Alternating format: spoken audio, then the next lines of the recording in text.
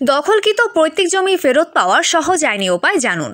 বাবা মায়ের রেখে যাওয়া জমি ভাই বোন বা আত্মীয়র দখলে আছে, কাগজপত্র হাতে নেই। এমন পরিস্থিতিতে অসহায় হয়ে পড়েন বহু মানুষ।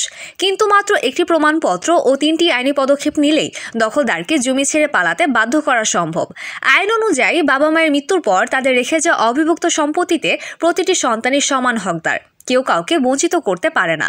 এমনকি দলিল, খতিয়ান বা নামজারি না থাকলেও দখলদারের কবল থেকে নিজের উত্তরাধিকার সূত্রে প্রাপ্ত জমি ফেরত পেতে যা করতে হবে: 1. প্রমাণপত্র সংগ্রহ। ওয়ারিশান সনদ। বাবা মায়ের রেখে যাওয়া জমির ইউনিয়নের চেয়ারম্যানের কাছ থেকে ওয়ারিশান সনদ সংগ্রহ করুন। কাউকে বাদ না দিয়ে সকল ভাই বোন ও সম্ভাব্য ওয়ারিশদের নাম অন্তর্ভুক্ত থাকতে হবে। আপনার পরিচিত আত্মীয় ও স্থানীয় মেম্বার সাক্ষী হিসেবে থাকলে এটি সহজে পাওয়া যায়। 2. জমির কাগজপত্র উত্তোলন করুন। যদি মূল দলিলপত্র আপনার কাছে না থাকে তবে স্থানীয় ভূমি অফিসে গিয়ে বাবার নাম দিয়ে সার্চিং দিন। প্রয়োজনে উপজেলা ভূমি অফিস বা জেলা প্রশাসকের রেকর্ড রুম থেকে কপি সংগ্রহ করুন। 3. দেওয়ানি আদালতে বাটোয়ারা মামলা দিন। দখলদার যদি জমি দিতে অস্বীকার করে তবে একজন অভিজ্ঞ সিভিল লয়ার, দেওয়ানি আইনজীবীর মাধ্যমে বাটোয়ারা মামলা দিন। আইন অনুযায়ী আদালত উত্তরাধিকারীর হক ফেরত দেবে।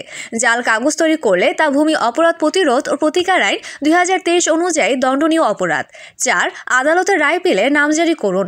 রায় আপনার পক্ষে এলে সে রায়ের কপি ও জমির কাগজপত্র নিয়ে নামজারির জন্য আবেদন করুন। এতে জমির মালিকানা আপনার নামে নথিভুক্ত হবে। 5. দখল না দিলে ম্যাজিস্ট্রেটের দ্বারস্থ হন। যদি দখলদার রায় মানতে অস্বীকৃতি জানায় তবে নির্বাহী ম্যাজিস্ট্রেট আদালতে আবেদন করুন। ভূমি অপরাধ প্রতিরোধ ও প্রতিকার আইন 2023 অনুযায়ী ম্যাজিস্ট্রেট 180 দিনের মধ্যে দখল বুঝিয়ে দিতে বাধ্য।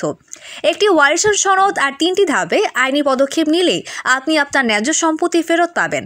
আইন এখন আপনার পাশে, দখলদারদের নয়।